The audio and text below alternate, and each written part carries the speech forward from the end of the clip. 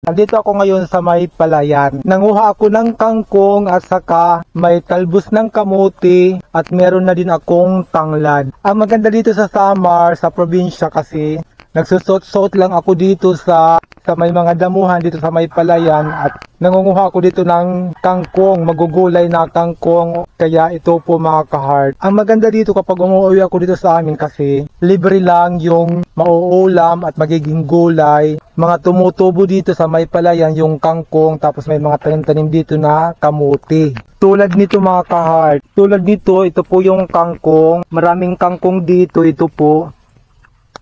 Kinukuha ko lang yung mga talbos ng kangkong. Maya-maya ay gugulayin na namin ito at sasahog namin sa lulutuin naming ulam. Ito po yung kadalasang ginagawa ko dito pag umuwi ako dito sa Samar. Napakaswerte talaga kapag andito ka sa probinsya kasi lalo na kung mahilig ka magtanim-tanim ng kamuti, kamuting kahoy at saka kung ano pa man na makakain, yung mga gulay-gulay, kung ano-ano pa. Dapat masipag lang talaga tayo. Kasi kung hindi tayo magsisipag ay wala.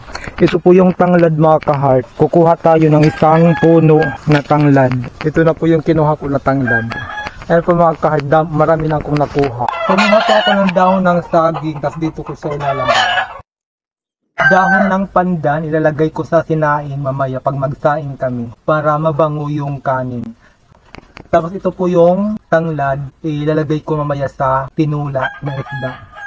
Tapos ito na yung mga kangkong, saka talbos ng kamuti. Hinahalo-halo ko na para masarap. Ito madami na siya mga ka-heart. Mga ka-heart, ito na yung mga nakuha ko ng mga gulay. Ito po yung kangkong, talbos ng kamuti. Marami siya. Tapos may dahon ng libas, pampaasim. Kasi ito naman dahon ng luyang dilaw, pampabango, ang pasarap. Dahon ng malunggay, tanglad. Ito po. Ngayon ay lilinisin ko muna itong mga gulay na kinuha ko. Puputol-putulin ko lang tapos hindi ko na isasama yung mga ganito.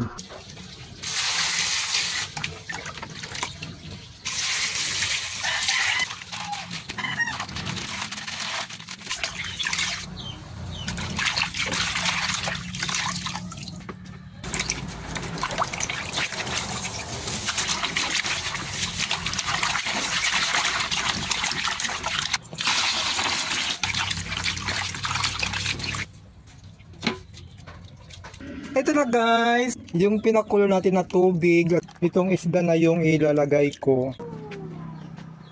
At ngayon ilalagay ko na itong mga gulay.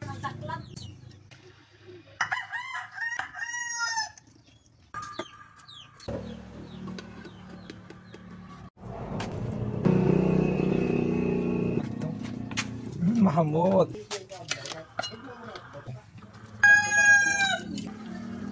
Grabe na patutan. Dawat to.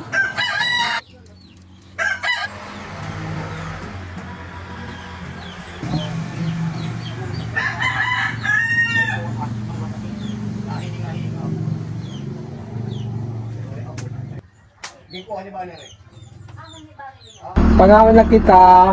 Amot ba yan? Sa lang wrong timing na ngayon kita pwede ngayon. O baga nakasat na kakanjag yan.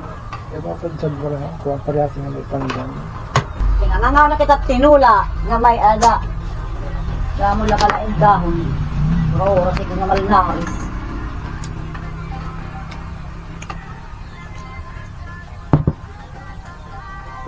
Magkabong.